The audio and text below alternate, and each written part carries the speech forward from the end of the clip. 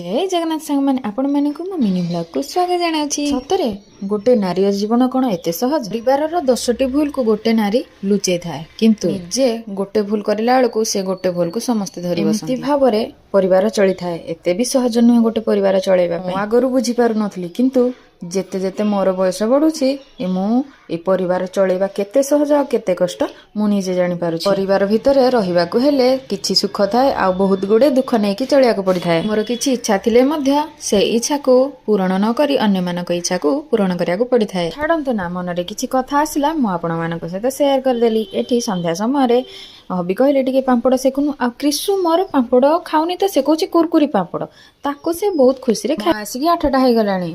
जेहेतु पांपड़ सेकीदेली समस्त गोटे गोटे देदेली, बापा माँ भी बसते सेठी गोटे गोटे पांपड़ देदेली। आउ क्रिसु मजार खाऊची, पांपड़टा बहुत राग लगुच कि से तार राग खाई शिखी गलानी। क्रिसु पांपड़ कौन कहूची जानिछंती? कुरकुरी पांपड़ एमती कहीकि खाई दउची बहुत मजा। आ राती खाइबार टिके डालमा हेइथिला, डालमा आ रुटी हेइथिला, आउ टिके छेनापोड़ थिला।